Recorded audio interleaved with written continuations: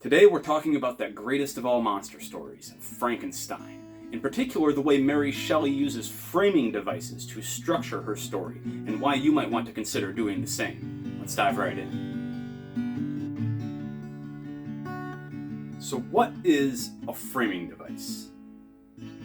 In the story within the story scenario, the framing device provides the frame around which the inner story takes place. That's the simplest way to put it. It is the story in which another story takes place.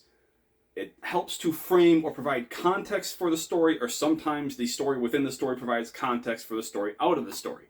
So if you're familiar with Shakespeare, and you know Hamlet does the play within the play where they play the murder of Gonzago, which was actually the inspiration for Hamlet in the first place, within the play as part of the play. So that, in that case, the play itself, Hamlet, is the framing device for the murder of Gonzago. Shakespeare actually flips this around when he makes the framing device the secondary part, and he makes the central, the story within the story, the main part of the play in The Taming of the Shrew. So if you've seen that, The Taming of the Shrew starts off with a couple of guys in a saloon or something like that, discussing, having a conversation, and one person starts telling another person this story about this shrewish woman, and things kind of carry on from there. So that's a framing device. Another framing devices go way back. Homer invoking the muse before launching into the story of the Iliad or the Odyssey is a framing device. Homer himself, as the poet, being a character within the story, telling the story to us, is the framing device there. There are other framing devices you might be familiar with. The guy in Aladdin who sings Arabian Nights and then gets a little bit racist. That guy, he is the framing device. That's just an incomplete frame. That's a frame that was abandoned shortly after starting for whatever reason. Really, I don't know. Because he introduces the story to us, and then he never comes back to close it off. They corrected that mistake in the remake. It's one of the few things the remake did right. Moving on, other narrators that you might have heard of. Nick Carraway from The Great Gatsby. Any narrator who starts off by looking back. Nick Carraway begins The Great Gatsby with an introduction showing us that everything he's explaining already happened last year. A lot of times when you have a first-person narrator might be talking about things in the past tense, but as if they just happened right now. So they're talking as if there was present, even though they're talking in the past tense. This is the case for, say, Harry Dresden of the Dresden Files, if you read Jim Butcher novels. Most, honestly, first-person narratives are written this way. Only occasionally is a first-person narrative set up to basically establish a time point from which the narrator is looking back. That's not often the case. If often you have a first-person narrator, they're living it in real time. But some cases there are a first-person narrator is looking back, like Nick Carraway in The Great Gatsby is set in a certain place in time, looking back at a certain other place in time. And so he is the framing device. We start with him and we end with him, and everything else takes place in the past through his recollection. That's a similar framing device to what is used in The Great Gatsby. Other framing devices, Scheherazade in The 1001 Nights. If you ever heard of the Arabian Nights, the inspiration for Aladdin in the very first place, it's called The 1001 Nights because Scheherazade was this concubine being kept prisoner by this emperor who was going to have her killed, but he couldn't have her killed until she finished a story, and so she basically just told him this continuous story that just built on itself over 1001 nights, and that became the 1001 Nights, the Arabian Nights, and that's where we get the story of Aladdin from, as well as a lot of other stories. Sinbad the Sailor comes in there, and Ali Baba and the 40 Thieves, and all of that came through the eyes of Scheherazade as the narrator of these tales. Kansas in The Wizard of Oz. Dorothy starts out in Kansas and ends up in Kansas, and the middle is kind of a dreamlike sequence where she's in Oz. We find out in the later books that it was not a dream, that Oz is real, and she does travel back and forth there a bit, kind of playing with some of the mythology there. A little further back, and we come to Alice in Wonderland, and Alice in Wonderland is a wonderful story, except for the framing device. The framing device being the waking world. She starts out awake, she falls asleep, she follows a white rabbit down a hole, comes back up the hole, and wakes up. or she gets assassinated by the Red Queen and wakes up, something like that. The problem with that is it's just a bad framing device, and C.S. Lewis and J.R.R. Tolkien have pointed this out as well, that the "it's all a dream" is just a cheat. It's just a cheat for the audience. It basically, you're saying, why do you even waste your time with this? Why do you even bother with it? It doesn't matter because it's all a dream. That's not what you want to do to your reader. So don't do the "it's all a dream" frame, even though it has been done many, many times before.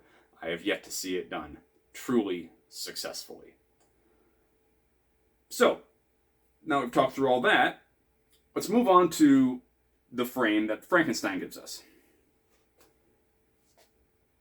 All stories start with an authorial frame. The author is always providing their own viewpoint on the story. When an author inserts a first-person narrator, he's inserting another viewpoint, a frame through which we see it. So now we're seeing the story through two eyes, through the author's eyes and the narrator's eyes. Then when that narrator inserts another narrator into the story, we have a third frame. When that narrator proceeds to insert another narrator and tell us a version of a story from that narrator's point of view, we're 4 frames in. That's what Frankenstein does, which is pretty cool. It starts off with not Frankenstein, but Robert Walton. Robert Walton is a sailor. He's trying to discover a passage from the east to the west across the Arctic. So an Arctic passageway to get through the Americas. No such passage exists as far as we know yet until the North Pole is fully melted. But, up until then, there was no passage to find there. But he was searching for it. This was written around the time of the turn of the 18th to 19th century. So she wrote it around 1818. By the way, Mary Shelley was 18 years old when she wrote this. So it's not a perfect novel, but for an 18-year-old, it's pretty spectacular. Getting back to the frame. Walton is sailing through the Arctic Ocean. They're plowing through the ice. They're trying to work their way carefully there, and they come across this sight, this gigantic figure riding a bobsled across the distance and off, disappearing into the horizon. Shortly thereafter, the crew catch sight of a man drifting, half dead, looking like he's starved, frozen half to death, drifting on a slab of ice in the ocean right near them, and they hail him, and he doesn't want to get on board, but finally they convince him to come on board. The captain does, Walton, and they bring him in, and they nurse him back to health, which takes a little while, and then Walton asks him his story. So the first frame is Walton writing letters to his sister. The whole novel is told in the epistolary form. Epistolary means a novel written in letters. One of the most famous examples of this is Dracula, is entirely written in letters, which is a pretty cool device because you get to shift first-person points of view, which is what this novel does in kind of a different way, because all of the letters are technically penned by Walton. Technically Mary Shelley is the voice of all of it, but technically Walton's is the one who is writing down all of the information. So the story is being told by Walton to his sister. But a lot of that story, most of that story, the bulk of that story, is Frankenstein telling his story to Walton. A good portion of Frankenstein's story, in the middle of it, is the creature, aka the monster, not Frankenstein. Frankenstein is the doctor, or the scientist, he's not actually a doctor, a scientist who creates the creature, who is later known as the monster. The monster telling his story to Frankenstein. How he learned to talk, learned to think, learned to read and write, learned to figure out who it was and who its creator was. I'm talking about the creature right now. And also learn to suffer the hatred of man and become kind of a miserable, wretched creature that would go on to murder people, because it was not originally that way, but eventually goes on to it. So it's a very tragic tale that the creature tells to Frankenstein after the creature meets with Frankenstein, and the first time they meet is after the creature has already killed Frankenstein's youngest brother and caused the death of another friend of the family. So Frankenstein is already upset at the creature. Of course, the creature's got more rights to be upset at Frankenstein than Frankenstein does at the creature, but That's for us as the readers to figure out, not for the characters within the story to figure out. We're going to learn things through their mistakes. So the creature tells his story to Frankenstein within Frankenstein's larger story being told to Walton within the larger story of Frankenstein itself. That's the box within box within box system that we have going in Frankenstein. It's really awesome how it pays off. There's a number of advantages and challenges to writing a story in this way, to writing a story in this broken down framework, the frame idea. The one positive is that you can write in multiple voices, so you're not stuck. Sometimes you can write in a first-person point of view, and you always want to make sure that your first-person voice is not quite your own. It should sound like a different person writing than you. Otherwise, it's just a self-insert character, and you might as well write in third person. There's no reason to write in first.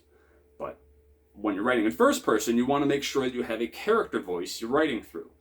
Sometimes you can get bored of writing in one character voice for the entire time, and you might want to switch it up, which is where having multiple points of view through the epistolary form or through this closer framework form, the story within a story form, can allow you to do that, can allow you to play with multiple perspectives, multiple voices. Multiple perspectives is important too. That's another lesson, in that you can have different perspectives on the same story. Frankenstein and the creature talk about the same events, or what's happening around the same time, and they're often talking about the same events, but they have very, very different perspectives on those events. It's kind of, if you've ever seen the Kurosawa movie Rashomon, where several different people tell very wildly different stories of the same tragic event, and it's very hard to tell what the truth is. That's how it kind of is with Frankenstein. Frankenstein has his view of things, but the creature has a very different view and way of looking at things. And of course, Walton, looking at this thing as a third-person observer, is kind of our eyes, but he's not objective either, because he's become friends with Frankenstein, so he's looking on him with a sympathetic eye already. More sympathetic than we are like to be reading the story. So playing with those different perspectives, the downside of this is that when you have multiple voices, you must distinguish the multiple voices. And I don't think, this is where Shelley falls short. Remember, she was 18 years old writing this. It's amazing considering the impact that it's had and the importance that this novel has, considering how young she was when she wrote it. But she was the product of very literary parents, had a very literary lover or later husband, and so she had a lot of good influences around her, but still, she did it on her own. It's amazing. But to give different perspectives, you really have to shift perspective, and you have to shift your voice into that character's voice.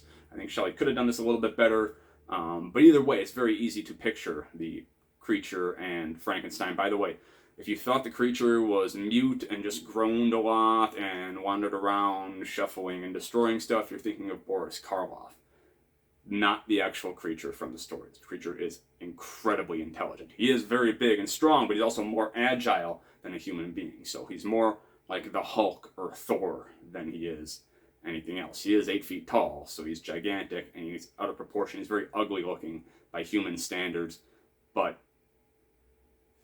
he's originally not a monster. Mankind's prejudices turn him into a monster, which is fed upon by his father, his creator, completely abandoning him and never helping him out in any way, never caring for him. So a lot of that goes in to this broken down framework. It's really cool also that you can weave multiple tales together, because Frankenstein's and the creature's stories overlap. And so it's part of the challenge is that Shelley had to make those stories interweave so that they all fit together in one single cohesive narrative, and she does it very well. So it's a challenge, but it's something that when you do it, it pays off, because it grabs the audience and it keeps us wanting to know more, keeps us wanting to solve the mystery, because there's mysteries upon mysteries upon mysteries, all within the same tale. The one narrative that we hear at first is not the whole story, and so using these frameworks can help you build up complexity to a story and build up themes and build up ideas within a story. So this might be a little higher level for some of you guys who are just starting out, but if you've never tried using a narrator before, just start with that. Use just one step of remove, right in first person, using a narrator who is in a specific spot writing back on events that happened to him. So he's got a particular point of view. He's not writing about something that's happening right now. He's writing about the past.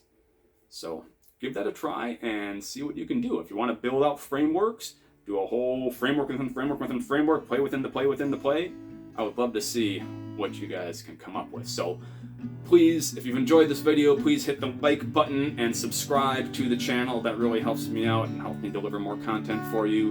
And until next time, leave some comments down below. Let's get the chat going and keep on writing. Peace.